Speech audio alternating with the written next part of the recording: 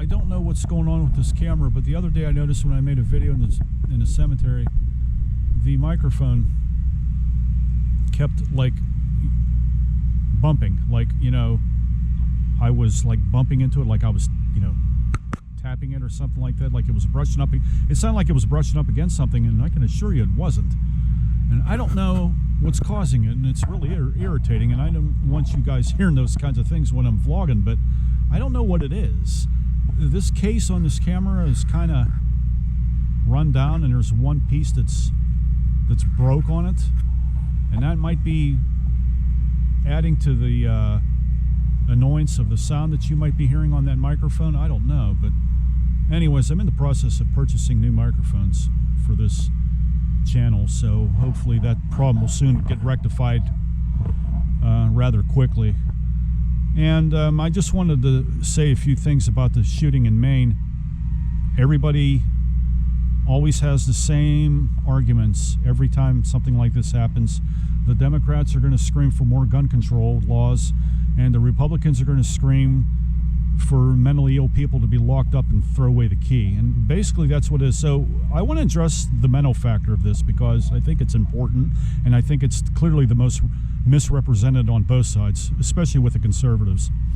So look, I'm gonna say this. I'm gonna propose a question for you guys, okay? And I want you to listen carefully.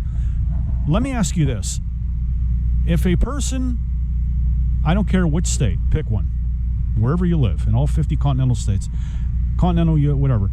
If a person who has been convicted of a violent crime or any kind of crime they've done 20 years behind the iron gate, and in those 20 years they finally, you know, their time is up, they get released, and they go back out into society, they've paid their debt to society, everything's hunky-dory, their record, well, they still have a record, it should be more clean, I feel, if you do a lengthy prison sentence. I think you should be exonerated. I think you should at least have the right to appeal that. And they come out, they want to come back into society, they want to get a job, and they want to work. The problem is most convicted felons can't even get a job stocking grocery shelves. Even here in the state of Pennsylvania, if you have a felony on your record, you can't even get a job at Walmart. I don't think you can get a job at Target, probably Costco's, and all these big retail giants that provide thousands of jobs in the state, but you can't have access to that if you are a convicted felon. Is that fair? Should a person who has spent that much time behind the Iron Curtain be re-permitted to have his constitutional rights re-entered into his life? Should he be allowed to own a gun after that amount of time he spent in prison?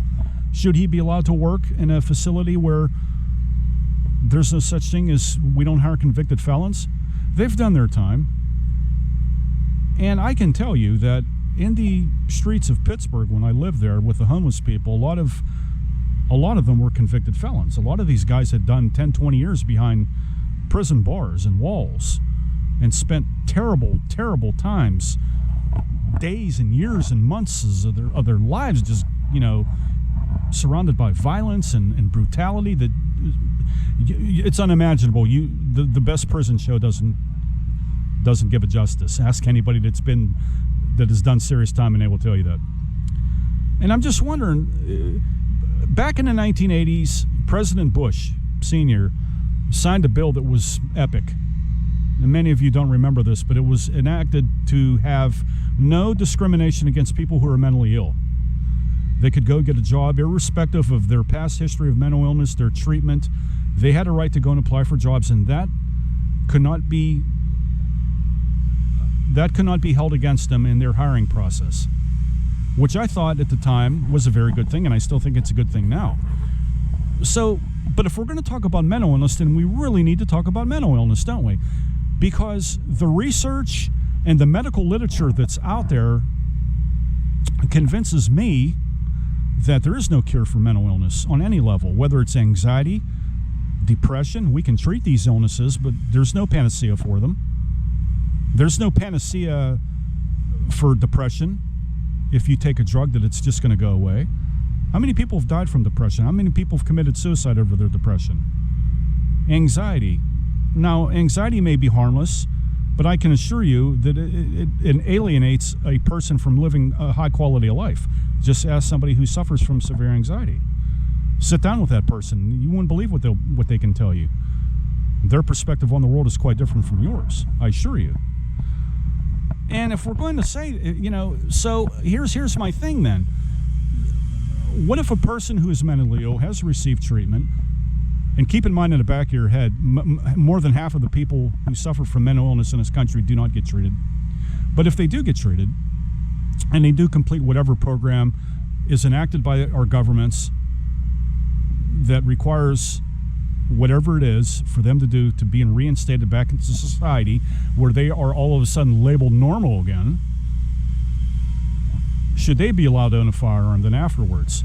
Because now the Republicans are always saying, well, if you've got mental illness, you can't own a gun. Case closed. Unless, I've heard some say, and this is the only reason why I'm bringing it up. I heard some say that if they complete whatever program it is, whatever time they do in an institution, it's just so superficial, but this is what Republicans propose. And if they continue to take their medications, that they can have access to a gun. When I just told you, though, even the most non-serious forms of mental illness, there is no cure for that. And there's certainly no cures for much serious ones like psychosis and schizophrenia. Now, this individual that committed this atrocity in Maine is already associated with mental illness. He had a history of it, and he was sort of getting treatment for it, but he wasn't. I am just very cautious, and my antennas go up because I know so many people that struggle against mental illness. And the fact of the matter is, most people, 90%, 99.9% of people who suffer from mental illness do not go out and commit shootings. They just don't. 99.9% of those people don't go out and tell me, you know what, I can't wait till I'm off of my treatment and drugs so I can go out and buy a gun. Not to shoot anybody, just so I can go out and buy a gun. That kind of dialogue doesn't exist in any conversations I've ever had with psychologists and doctors and people who actually suffer from mental illness. And it certainly didn't, those kinds of conversations certainly didn't take place on the streets in Pittsburgh neither. So I think the Republicans have it wrong. I think it's an egregious error to attack mentally ill people from owning a gun simply because they're mentally ill. And you can say to yourself, well, Mark, something has to be done. There's dangers involved. And yes, there is. But I'm saying, if you look at the individuals that do this, all the other, for every one person that commits these kinds of crimes, there's 5,000 probably mentally ill people who will never pick up a gun and do the very same thing. It just won't happen. It's not in the statistics. It's not in the evidence. It's the same thing. What about this? What about this? Okay? Because this is a form of disease and mental illness too. What about a person who has a history of drug abuse and alcoholism? Should they be allowed to own a gun? I'd say the answer is no. The medical research that's out there and the statistics show that even in years in recovery, it takes a long time for a person's brain to come back together after doing so much drugs and alcohol.